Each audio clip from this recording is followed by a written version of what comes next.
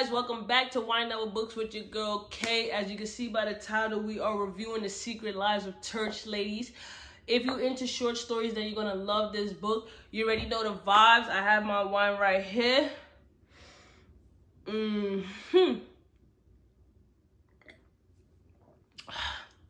Let's get into it. Anyways, you already know I have my notes right here. So let's get into it. The book has I believe it's 9 short stories. I'm not gonna go through all 9 stories. I am gonna review the 3 that I like the most. All right. So the first story, I forgot what it's called, Eula, right? So it's about Eula and her best friend Charlotte. So Eula is a very simple girl. She's seen as a good girl. She plays by the rules. She's not a risk taker. She's a devoted church woman. She attends church every Sunday. She has an ideal picture of what she wants for her life. She's a teacher. She wants to get married by 30. She wants to have children. Her best friend is the opposite. Charlotte is very outgoing. She's a risk taker. She's free. She knows who she is. She knows what she wants. She knows that she's going to live life. She also believes in God, but she believes that she needs to live her life in peace and truly be herself. Whereas Eula is the type of person that the Bible and her religion dictates how she moves on a day-to-day basis. It dictates what she says, how she walks, the action she takes, what she can and cannot do for the most part. And I think honestly speaking, that is kind of her downfall, because she's trying to live a kind of strategic life and it's not working out for her. So Eula thing is that she wants to find a man, she wants to get married, right? On her 30th birthday, you know, she had that goal to be married by 30, whatever. She unfortunately has no good luck. There's no good men, and the men that she date, you know, they're trash. They fuck boys. At one point she had ended up dating a man who was married and didn't even know. So, you know, her life is not going as planned. So on her 30th birthday, you know, her and Charlotte is chilling or whatever. They got a little drunk, and her and Charlotte do what they do. You know, they have sex. And Eula enjoys it. But Eula is the type of person, like, she felt guilty after the whole situation. It was her first sexual experience. She felt like phenomenal from mental space to physical. Like, you know, I guess Charlotte did what she did. You know, Charlotte put it down. Right? So, you know, Charlotte is secretly in love with Eula. That's what I believe. Charlotte wants to be with Eula. Charlotte wants Eula to accept herself and accept the fact that she truly does not want to be with a man. She only wants to be with a man because that's what the word of the Bible says that she needs to do. Charlotte wants Eula to really recognize who she is and to take time, right? So, you know, Eula is on the type of time, like, she feels guilty, but she enjoyed it. At one point in the book, I'm gonna fast forward a little bit, they was chilling again. Eula initiated sex, and her and Charlotte had sex again, and Charlotte's on the type of time, like, you know, why can't we have this? Why can't we be together? Eula's still trying to justify it, but Charlotte wants Eula to just be real and let go of that sense of devotion that she feels like she has to have in her life when it comes to religion, and just be free, because Charlotte understands that Eula's not going to be free and live the life that she wants to live because she's hiding, you know, and it's understandable. At the end of the day, if you grew up in the church and you were told that homosexuality was wrong, you were told that fornication, adultery, stealing, whatever it may be, was wrong. It did not go according to the word of the Bible. So I truly understand where Eula is coming from. Parts of me resonate with Eula, but at the same time, at what cost are you going to sacrifice within yourself that you deny who you are? You know what I'm saying? Or you deny certain things. And I think that's what Eula is battling with. Charlotte's on the type of time, you know, she's going to live the life that she's living because she only gets one life. And when I was analyzing Eula's character, I just felt like, you know, Eula never got the chance to truly discover who she is and who she wants to be as a person. She thinks that she has to live according to the Bible, and there's nothing wrong with that. There's nothing wrong with putting your religion first. There's nothing wrong with believing in God, but sometimes people misconstrue the two. you could believe in God and still unconsciously do wrong and still unconsciously make mistakes. God did not call the perfect to his kingdom. And I feel like that's where people get it wrong. But I understand how religion could keep someone from actually, you know, being who they want to be.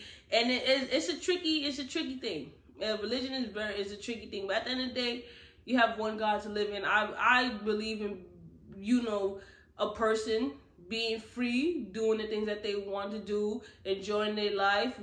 And I mean, the actions has to be positive and it can't hurt anyone. And, you know, truly finding the freedom to live life. Because if you live according to someone else's, you're not living.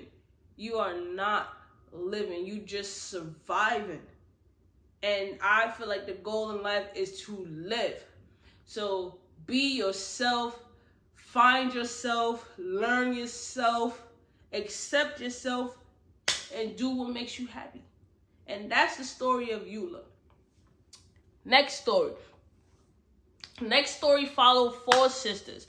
The main sister, Nichelle, is writing a letter to her estranged sister named Jackie. So the 4 sisters, their father has passed away, and when the fathers passed away, they learned that they have a sister named Jackie, right? So they decide to write a letter. In the letter, the sisters start, you know, Nichelle is the one writing the letter, but she explained that the sisters all agreed to write the letter.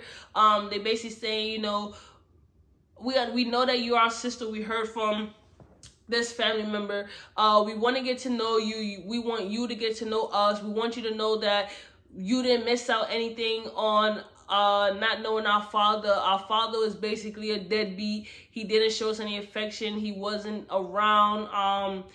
We didn't know him like that. You know, there's only one of the sisters who had a real bond with the father, but it was kind of forced.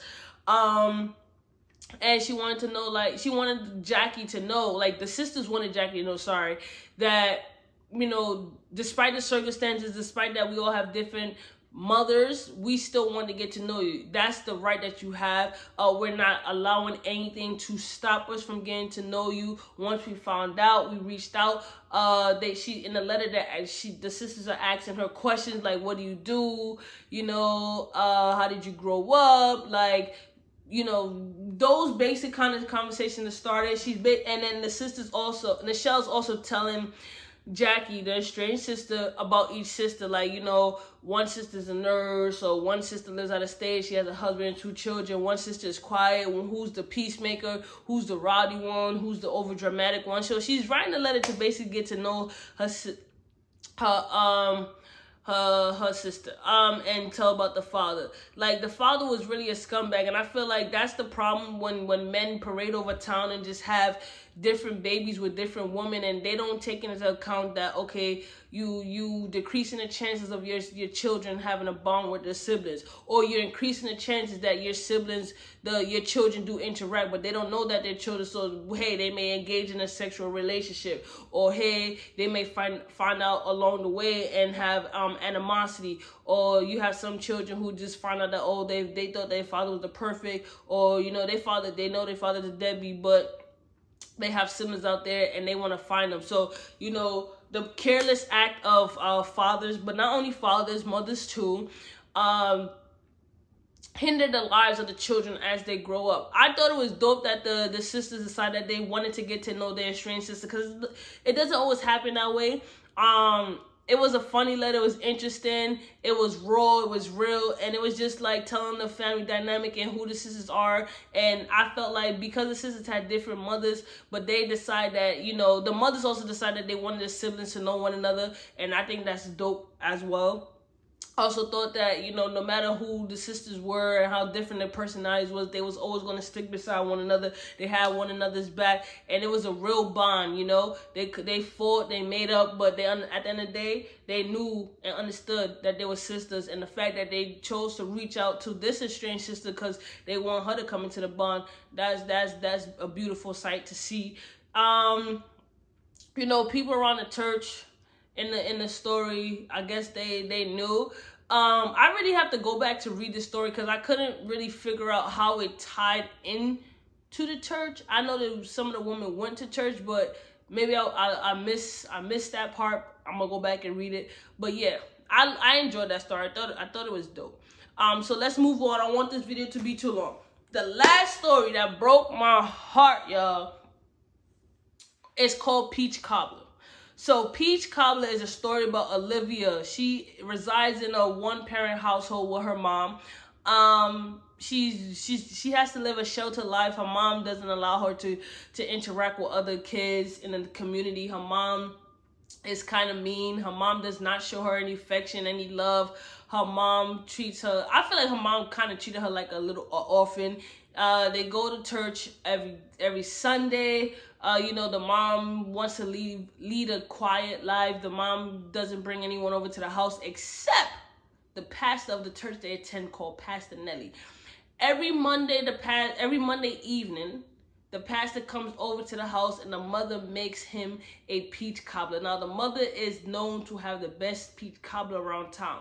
So she makes it for the pastor. Now, the red flag, why the hell is the pastor coming over to one of his members' house every Monday evening without his wife and son, eating peach cobbler, and don't say a word to Olivia? You already know what's going on over there, but we just gonna wait, right? So Olivia, at this time, Olivia is young, and she wants to know, you know, why she can't get a piece of that peach cobbler. The mother makes the peach cobbler. Olivia has never tasted the peach cobbler before, right? I've never tasted peach cobbler before. I want to taste peach cobbler. The way they describe it in the book makes me want to taste peach cobbler, and that's that. Hold on.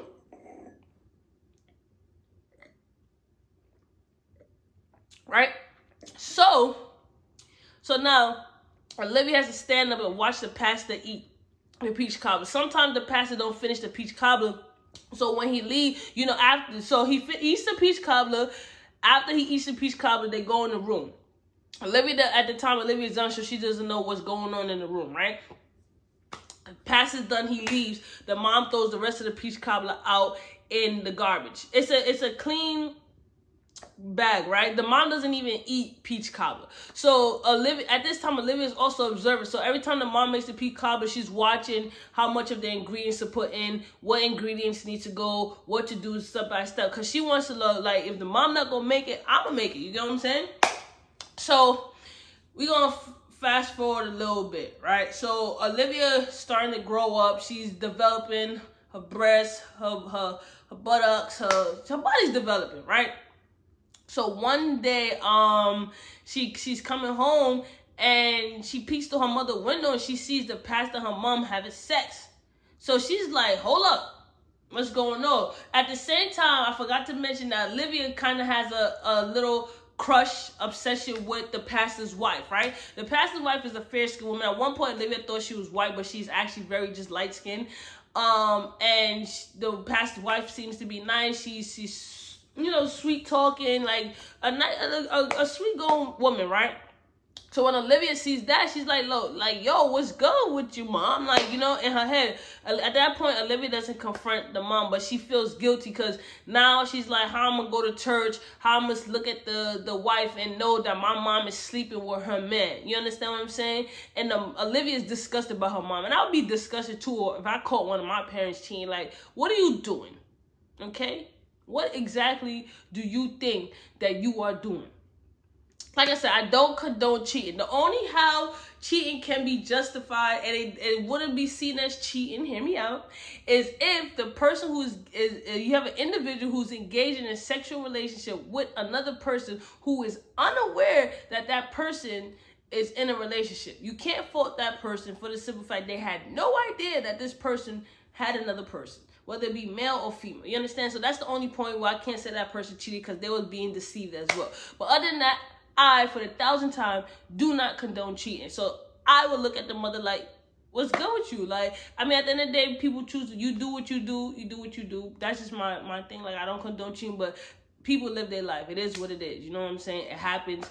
I can't judge you for it. I don't condone it, but it is what it is. Right? So anyways, moving forward. So one day the pastor, Olivia's also smart. So one day the pastor asked the mom to ask Olivia, oh, can you tutor my son Trevor? Because Trevor's a star athlete. You know, he's handsome as well. The pastor's son is always handsome. I mean, the daughters is always pretty too, but whatever. So Olivia now is like, damn, like now I gotta go over. So she goes over, she agrees to take the job, right? When she goes over, the pastor's wife answers the door. So she instantly, you know, she has like a little girl crush on her mom, but she feels guilty, like how I'm gonna be in this woman's house knowing what my mom is doing with her man. The pastor, while she's there, the pastor always avoids Olivia because he already know what he's doing. And my thing is with these pastors, like, pause right there. You go into church and you preaching every Sunday and you talking, be hypocritical and talking about wives and husbands need to honor their spouse and I don't condone cheating and I don't condone fornication and adultery, but yet you cheating with a member of your congregation. Like, I understand pastors are human, you know what I'm saying, but it comes a point where sometimes people gotta chill. Like, you leading is the blind leading the blind. You taking advice and you taking scriptures and you taking passages and you taking messages from a pastor who on a Sunday is living a very what's the word I'm looking for? I can't think of the word. I'm just gonna say he portrays himself to be leading a straight and narrow road, right? But on a Monday, he's eating peach cobbler and getting his thing, danging. You know what I'm saying? I can't get jiggy with that. And that's the type of the pastors and stuff like that and the congregations and all that lead people away from the church.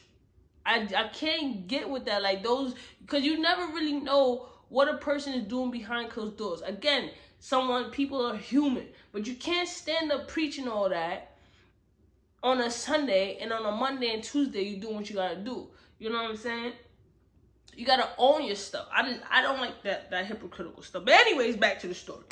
So Trevor and Olivia be in the kitchen. The mom goes over, you know, she gave them a little snack.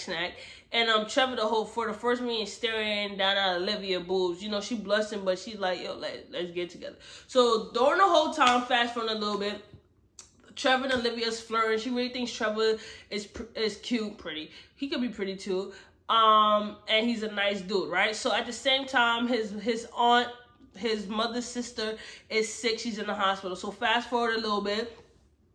The mom one day goes to the hospital to be with the sister. Trevor and Olivia is left home. They go up to his room. They have sex. Her first sexual encounter, right? So now she's feeling herself. She wants to make him a peach cobbler because, you know, she sees her mom make it for the pastor. She goes, follow the ingredients step by step, makes a peach cobbler. Trevor busting it down. I need a peach cobbler. I never taste peach cobbler. We don't do that in New York. I don't know what it tastes like. I need to know. If y'all like peach cobbler, drop it in the comment. If you're in New York and you know where I could get peach cobbler from, drop it in the comments, right? And I mean New York City, not New York State. The city within the 2 boroughs. So you could either be Brooklyn or Queens, all right? So anyways, where was I? So he busting it down. Olivia finally, did I miss a part? I can't remember, so I'm gonna go back real quick. One night, the pastor, I can't remember if I said it. I'm sorry, guys, I'm gonna repeat it. But anyways, the mother had put the peach cobbler in the garbage. Olivia's like, you know, she never tasted, so she goes in the garbage, right, and eats piece of the peach cobbler. Again, I told you the mother shows no affection. So she's eating the peach cobbler. She finally tastes what the peach cobbler tastes like. The mother catches her eating the peach cobbler at the garbage. And that was the first time the mother showed this affection to Olivia. And I guess she felt bad, but I was disgusted. I'm like, you could make peach cobbler for this man. But again, you can't give your daughter peace. Like, what kind of mother are you? And it got to the point where Olivia had to dig in the garbage and eat peach cobbler. Again, if I mentioned that earlier, I'm sorry, guys. It just came to my head. Like, that part really pissed me off, that sis had to go in the garbage and eat peach cobbler for the first time. Like, come on. But anyways, fast forward. So she made the peach cobbler for Trevor, right? At the same time, a few days later, the pastor's wife's sister passes away. At the same time, Olivia finds out that Trevor has a girlfriend. So now Olivia's like, she thinks that she's cheating and she feels bad. She feels horrible. It was her last session with Trevor. She got paid. She goes back to the mom, her house, my mom is there. She throws the money at the mom, like, here, take it. I don't want it. The mom's like, what's going on? She's like, Olivia basically confronts the mom, like, I know what you're doing with the past. The mom was like, basically, so what? Who you think pay the bills? You know, I don't have a job. You think I'm going to stop doing what I'm doing? I'm not going to stop doing what I'm doing. This is what I'm doing. It is what it is. The mother slaps Olivia. Olivia's take it back. The mother's like, oh, you could go, but Olivia has nowhere to go, so she's going to stay there. But Olivia is really disgusted about her mom. She basically wants her mom to get a job and stop messing with the pastor's wife, husband, but the mom is not going to do that. And it just show you who the mom is. You get what I'm saying? That's why she wanted to live a private life. That's why she didn't want nobody coming over to the house. And it's just like, her actions are causing consequences for her daughter, and she doesn't see that the pain that she's inflicting on her daughter and the burden that her daughter has to carry because of her actions. And her mom is selfish. I do not have any respect for the mom's character. I think what the mom was doing was disgusting, and she's only cared about herself. She only cared because it benefited from the bills. But at the same day, like, your daughter is crying out to you, and you're ignoring her because you don't want to get up and go get a job. You want to continue sleeping with another woman's man so he could pay your bills. Come on. But at the same time, there's no at the same time. I don't know where I was going with that. I felt bad for Olivia's character. I felt bad that she never grew up with the love and support that she needed and she deserved. I felt bad that she had to live a sheltered life because of what her mom was doing. That's why she couldn't do anything, because of the mom. And I just, like, how can a parent do that? You know, it still leaves confusion in my head. I know that you would have to analyze the character more to understand, like, you know, the biological factors, psychological factors, mental factors, the social factors of how the mom grew up. I understand all that, but we don't have time to be doing all that. What I'm going to say is that the mom is full of shit, and she violated her daughter. And the fact that the daughter has to carry this burden, it's ridiculous. And I think a lot of this goes on in today's society. I believe that you have pastors sleeping with the congregation. You cannot tell me that. I know that. You know what I'm saying? I know that. You know what I'm saying? But it affects the children. And Olivia ends up leaving the church. Like, she ends up never attending the church again. And I'm like, you know, you see? Because at one point, Olivia had thought the pastor was God, and when she found out everything, she grew up, she's just like, you know, he's just a hypocrite, he's a liar, he's a cheater, and she couldn't respect that. And I understand that. And those actions from the pastor or other members of the congregation could steer a person from leaving the church. But out of all the 3 stories that I like, Olivia's story was truly the saddest. But again, I love the short stories. Those are only 3 I'm going to go through. The next book review is going to be 40 Acres. If you haven't read this book, go get it. If you read the book, drop it in the comments. I can't wait to talk about this one. It's lit. It's like on the same level of Ace of Spades. I don't know which one I like more now. I have no idea. But it's the 2 runner-up for the books that I love the most right now for 2021. I'll do that in December. But anyways, I appreciate the support. Follow me on Instagram at Wind Down with Books, TikTok at Wind Down with Books. Like, share, subscribe, all that. I appreciate all the support. Those who continue to watch my video, continue to comment. I have 3 more books that I want to review before I get back to all the requests. I have 3 previous requests that I'm going to buy the books. If you have any requests, continue to drop in the comments. I'm going to write them down. I'm going to purchase the book and do the review. And until next time, guys, your girl is out.